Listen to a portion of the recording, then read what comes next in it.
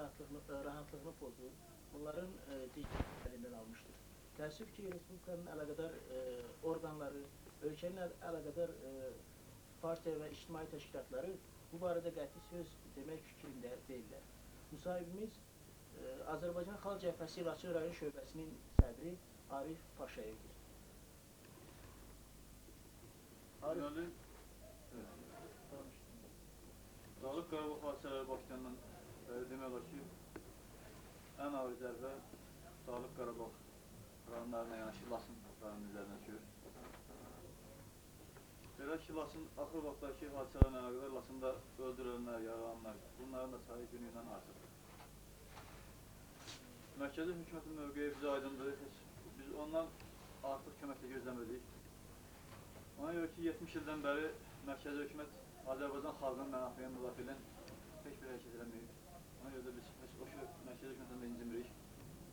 Biz bunlardan indəkin belə bir hərəkət gözləməmişik ki, Azərbaycan xalqının mənafeyinə uygulanan nəsə hansı bir adım atıb olsunlar. Bizdə yerləşdirilmiş hərbi hissələr sanki bəyan axtarır ki, Azərbaycanlı olanlarına ateş etsin. Belə bir vəziyyətdə bizim cəmaatın vəziyyətləri də ağırlaşır. Eyni zamanda biz belə fikirləşirik ki, mərkəzi mətbuatının, mərkəzi informasiya vasitələrinin indiki şəraitdə belə mövqeyi gələcəkdə ermənilərin planlaşdırılmış basqınlar üçün bir növ zəmin hazırlayır. Həmin basqınlara haqq qazanmaq nöqteyi nəzərin güdür.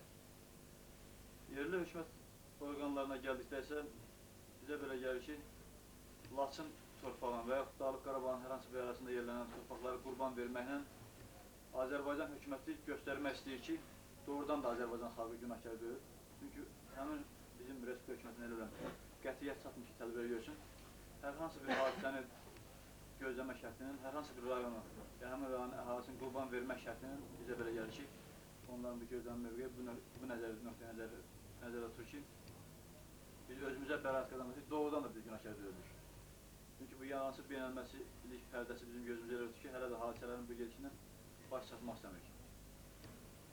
Ona görə də Laçın rayon xalq cəbhəsi belə bir qərar gəlir ki, əgər hadisələrin gedişi bu şəkildə təkrar olunsa, əgər hadisələrin istiqaməti dəyişməsə və Respublika hökuməti belə bir mövqeyini davam etdirsə, bu qətiyyətsiz mövqeyini, Azərbaycan xalq cəbhəsinin Laçın rayon şöbəsi müstəqil hərəkət eləmək məcburiyyəti qarşısında qalıyor.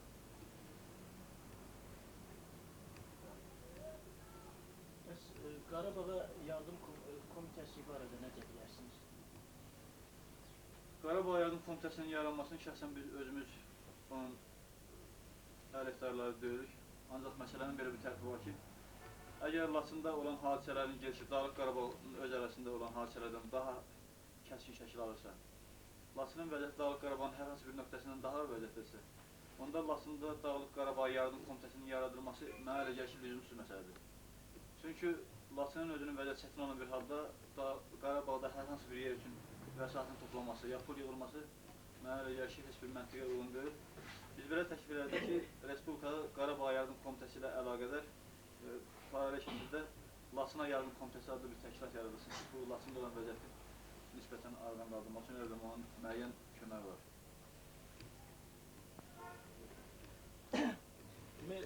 Uşaqlı böyüklü bütün Laçın cəmaatı bu günlər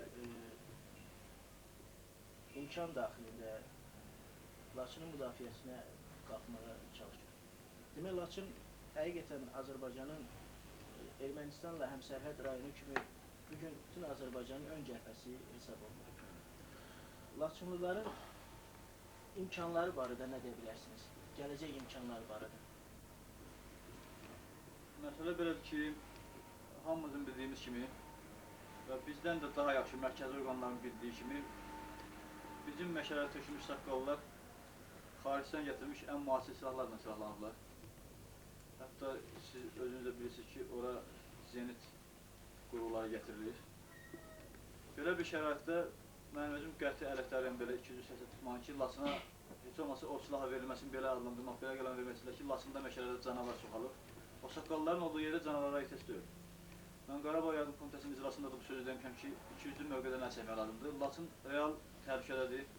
Və biz bunu qələmə verməli deyirik ki, Laçına canavarlar basqın elədiyi üçün canavarlar, sözün həqiqi mənasında canavarlar güya çoxaldığı üçün Laçına o tüfənglər verməkdədir. Mən dedim, söhbət düzdür. Laçına canavarların daha təhlükəli olan saqqallar hücumlarına hazır açırlar. Onların da sayı bizim rayonun əhalisinin sayından demək olar ki, çoxdur. Ancaq vəziyyət belədir ki, Laçın əhalisinin özünün heç olmasa qanuni qaydada ov silahlarla təmin eləmək məsələsi nəyəsə çətin vəziyyətdə alınır. Respublika təşkilatları nəyəsə bu barədə fikir verirlər. Ona görə də xalqın qəhrəmanlığına qədər onun əlində nəsə bir şey olmalıdır üstə gələn düşməyə cavab vermək üçün. Bizə belə aşılamağa çalışırlar ki, güya bir qrup ekstremist, ya nəsə başqa bir şey. Bir il yarım bundan qabaq biz ekstremist sözün üstündə Respublikadan gəlmiş yoldaşlarla mübahisə eləmişik ki, ekstremist sözünü vaxt biz deyirdik, onlar qəbul eləmirlər sözü. Deyirlər ki, bir qrup ekstremist sözü düzdür, bir qrup məsuliyyətsiz şəxs. Amma indi biz bu saat deyirik ki, erməni işğalçıları. Belə desək daha doğru olar ki, erməni müdaxiləçiləri yaxud erməni işğalçıları. Biz bu sözü hələ mətbuatda çox səsi keçmirik. Sizin sözünüzə uyğun olaraq onu deyə bilərəm ki, Laçın cəmaatı tarixən qəhrəman cəmaatdır. 1918-20-ci illərdə onlara daha kəskin cavabı Laçın cəmaatı verib, həmin bu erməni daşnaqlarına. Mən bu sözü deməzdim belə, hansı adamlar mənə, hansı bir vəkillər bu onların şəxslərdir. Ancaq güya ki, xalqın hamısına pis demək olmaz. Mən başqa xalqlara bu söz deyilməzəm. Ancaq erməni haqqında mənim dilim gəlmiş deyirəm ki, bu xalqda olar bəlkə çox az.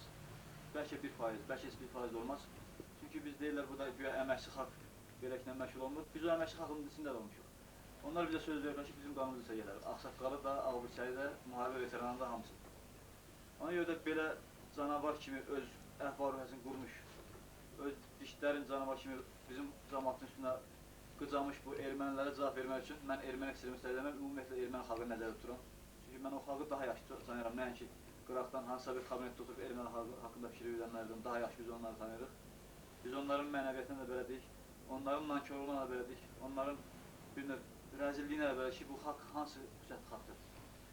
Elə bir xalqın qabağında heç bir mərdliyi, heç bir qeyrət olmayan, ancaq nankorluq üstündə bütün psixologiyası qurmuş bir xalqın qarşısında durmaq üçün elə bir Laçın cəmaatının təkcə onun cəsarəti, qeyrəti kifayət edilməz, Laçın cəmaatına silah lazımdır.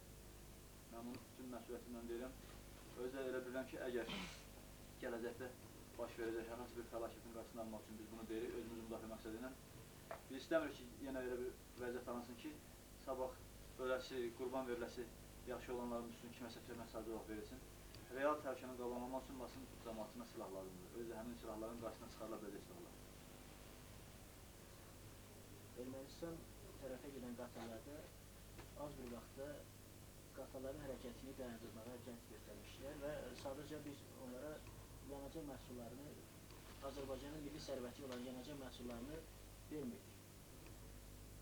Dünyanın müxtəlif informasiya vasitələri bu barədə bizim əleyhimizə təbliğat kampaniyası başladılar və bu da Ermənistan tərəfinə Moskva himayədarlarının bir növ qayğısını daha da artırdı. Mən bilmək istərdim, bəs Laçının yollarının tutulması bu günlər Laçında müxtəlif nəqliyyat vasitələrinin benzin çatışmazlığına səbəb olur. Bu barədə istərdim ki, fikrinizi deyəsiniz. Deməli, bunu mən demək istəyirəm ki, ermənilərin özünü yazıq millət kimi qələmə verməsi həmişə, bunların daimi taktikasıdır. Və Moskvanın himayədarlıq siyasəti nəticəsində ümumdünya miqyasında belə bir fikir yaranır ki, Azərbaycan Ermənistanı blokada alır.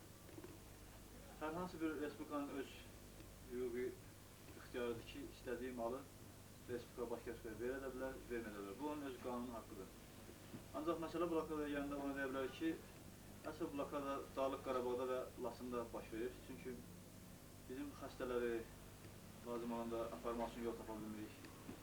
Ərzaq gətirməyə, dərman gətirməyə və başqa şeyləri gətirməyə bizim yollarımız yoxdur.